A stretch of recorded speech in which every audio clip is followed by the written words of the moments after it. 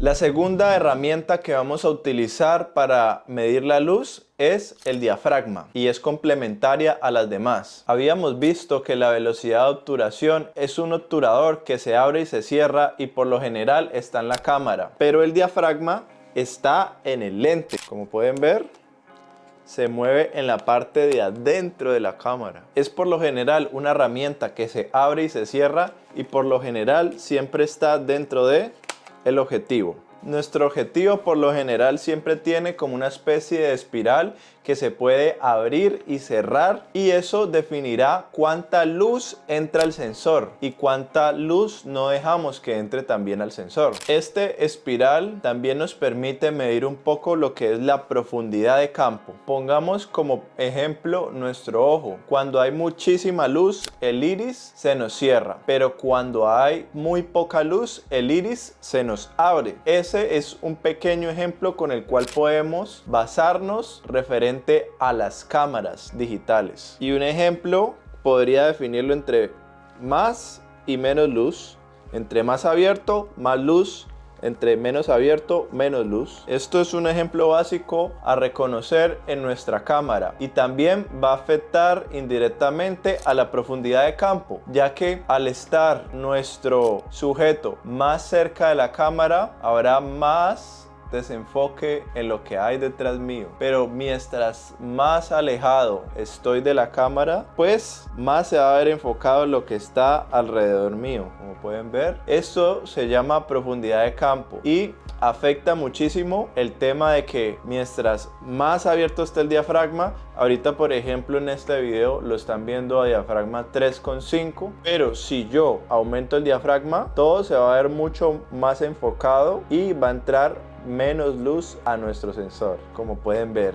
Y al aumentar el diafragma, por más que me acerque, va a haber un poquito más de profundidad de campo, pero no tanta como si tuviera a 3,5 el diafragma. ¿Y qué es la profundidad de campo? Pues la profundidad de campo es la zona que está enfocada. Ahora mismo en este vídeo estoy enfocado yo y el fondo está desenfocado, entonces la profundidad de campo que se sitúa aquí ahora mismo es pequeña. ¿Cómo afecta este diafragma a la profundidad de campo? Pues cuanto más apertura de diafragma hay, menor profundidad de campo, pero mientras menos apertura de diafragma hay, más profundidad de campo. Ahora mismo si tuviéramos una profundidad de campo muy amplia, el fondo quedaría extremadamente desenfocado. Esto podemos utilizarlo para algunos ejemplos como fotografía de retrato, que la persona sale enfocada y el fondo sale completamente desenfocado, o podemos aumentar nuestro diafragma y poner un grupo de personas y que todo salga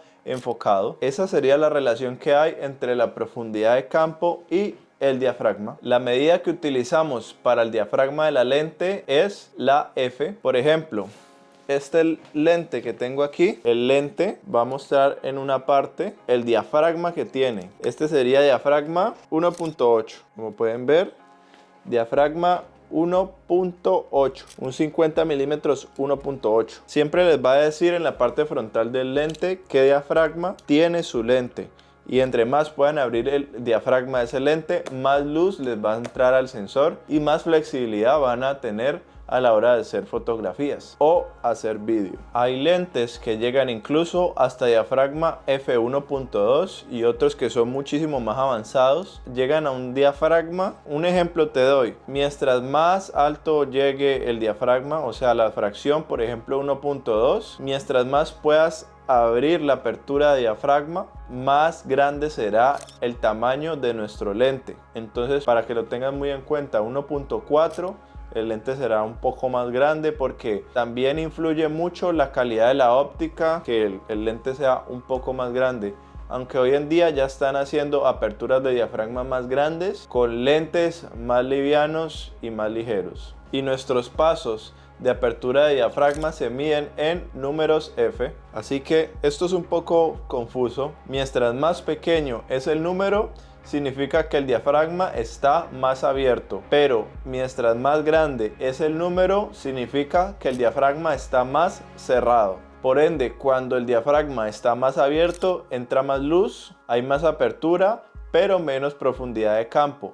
y entre más grande sea el número de diafragma, entrará menos luz, menos apertura, pero habrá más profundidad de campo. Bueno, ahorita vamos a hacer un repaso. El diafragma es un círculo que nos permite que entre más o menos luz al sensor. Cuando más grande es ese círculo, más luz entra, es decir, más profundidad de campo, y entre más se cierra ese círculo, menos profundidad de campo. Entre más apertura de diafragma tenemos, el número es más chiquitico, pero entre menos apertura de diafragma tenemos, el número es más grande. Y recuerden que mientras más chiquitico es ese número, menos profundidad de campo hay, o sea, menos diferenciación entre yo y el fondo, y cuando más grande es ese numerito, pues más profundidad de campo, o sea, más diferenciación entre yo y el fondo, o sea, más todo nítido, o sea que yo y el fondo saldremos enfocados. Con estos dos videos ya pueden manejar perfectamente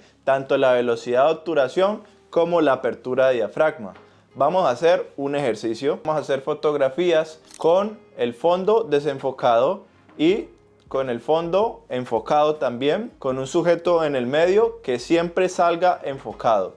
Así que vamos a hacerlas. Esto les va a ayudar a entender un poquito más lo que es el diafragma. En el siguiente capítulo vamos a hablar de la sensibilidad ISO, la cual nos va a ayudar como la tercera herramienta para medir la luz.